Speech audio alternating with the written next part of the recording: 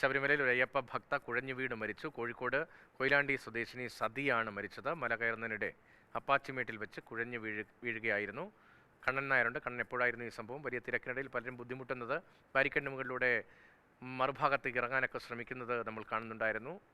ഈ മരണവുമായി ബന്ധപ്പെട്ട് എന്തൊക്കെ വിവരങ്ങൾ കൂട്ടിച്ചേർക്കാൻ കഴിയുന്നുണ്ട്? മറ്റ് മെഡിക്കൽ സംവിധാനങ്ങൾ, വെള്ളമെടുക്കാൻ കൊടുക്കാൻ, ബിസ്ക്കറ്റ് ഉൾപ്പെടെ കൊടുക്കാനുള്ള സംവിധാനങ്ങളൊക്കെ എങ്ങനെയാണ്? രതീഷ്, ഇത് മല കയറുന്ന സമയത്ത് ഹൃദയാഘാതം ഉണ്ടായതാണ്, അല്ലാതെ തിക്കും തിരക്കുമുള്ള സംഭവങ്ങളല്ല.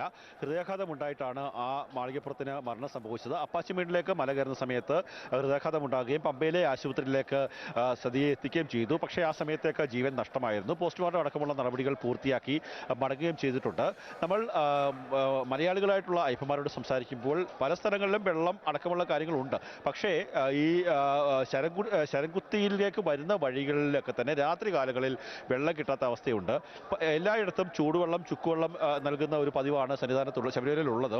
പക്ഷേ പല സ്ഥലങ്ങളിലും ചുക്കുവെള്ളത്തിന് പകരം പച്ചവെള്ളം കൊടുക്കുന്നു എന്നുള്ള പരാതിയൊക്കെ തന്നെ ഇന്നലെ ഉണ്ടായിരുന്നു. അത് പരിഹരിക്കാൻ ഉള്ള നടപടി സ്വീകരിച്ചു എന്ന് ദേവസ്വം ബോർഡ് പ്രസിഡന്റ് അടക്കമുള്ള ആൾക്കാർ പറയുകയും ചെയ്തിട്ടുണ്ട്. ഇപ്പോൾ 18-ാം പടിക്ക് താഴെ നിന്നുള്ള ദൃശ്യങ്ങളാണ് നമ്മൾ കാണുന്നത്. 18-ാം പടിക്ക് താഴെ തിക്കി നിൽക്കുകയാണ്. അത് മാലയിട്ട് ഇരുമുടിയായി വരുന്ന അയ്യപ്പന്മാർക്കെല്ലാം 18-ാം പടി കണ്ടു കഴിഞ്ഞാൽ ഇതേ ഒരു രീതിയിലുള്ള തിക്കും തിരക്കും ഉണ്ടാകും. അത് സ്വാഭാവികമായിട്ടുള്ള കാര്യം തന്നെയാണ്. പക്ഷേ രാവിലെ 12 മണി മുതൽ 1 മണിക്കൊക്കെ ഉണ്ടായിരുന്ന തിരക്കിനെ അപേക്ഷിച്ച് അതിൻ്റെ ഒരു 10-1 കുറഞ്ഞു എന്ന് വേണമെങ്കിൽ നമുക്ക് പറയാം. ആ തിരക്ക് വളരെ പല സ്ഥലങ്ങളിലും നിയന്ത്രിച്ചുകൊണ്ടാണ്. അതായത് സാധാരണ ഒരു തിരക്കുണ്ടാകുന്ന സമയത്ത് സന്നിധാനത്ത് അഭൂതപൂർവമായ തിരക്കുണ്ടായി കഴിഞ്ഞാൽ ഇവിടുത്തെ പോലീസ് ഉദ്യോഗസ്ഥർ ആദ്യം ബന്ധപ്പെടുന്നത് നിലയ്ക്കലിലാണ്. നിലയ്ക്കലിൽ വാഹനങ്ങൾ വലിയ രീതിയിൽ വരുന്നുണ്ടെങ്കിൽ ആ വാഹനങ്ങൾ ഒരു വേഗത കുറച്ച് പമ്പയിലേക്ക് വിടുക എന്നുള്ളൊരു നിർദ്ദേശം നൽകും.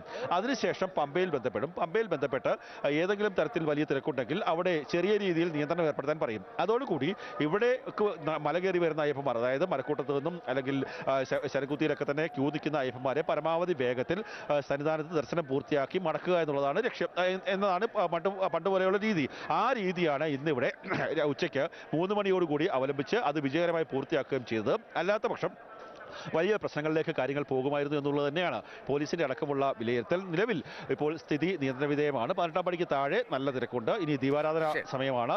ആ സമയത്തേക്ക് മുമ്പ് തന്നെ അയ്യപ്പ ദർശനം പൂർത്തിയാക്കുക, അല്ലെങ്കിൽ ദീപാരാധന സമയത്ത് അയ്യപ്പ ദർശനം പൂർത്തിയാക്കുക എന്നുള്ള ലക്ഷ്യത്തോടു കൂടി നിൽക്കുന്ന ഭക്തന്മാരാണ് ഉള്ളത്. നിലവിൽ താഴെ തിരുമുറ്റത്തും മേലെ തിരുമുറ്റത്തും സ്ഥിതി നിയന്ത്രണ വിധേയമാണ്. ഇപ്പോഴും നമുക്ക് ക്യാമറ ദൃശ്യങ്ങളിലേക്ക് അത് കാണാൻ സാധിക്കില്ലെങ്കിൽ പോലും നമുക്ക് വലിയ നടപ്പന്തലിലൂടെ, അതായത് വലിയ നടപ്പന്തലിലെ ക്യൂവിൽ കയറാതെ പല അയ്യപ്പന്മാരും കടന്നു വരുന്ന ഒരു കാഴ്ച എനിക്കിവിടെ നിന്ന് കണ്ടുകൊണ്ട് കാണാൻ സാധിക്കുന്നുണ്ട്. അവർ ഇരുമുടിയൊക്കെ ഉണ്ട്.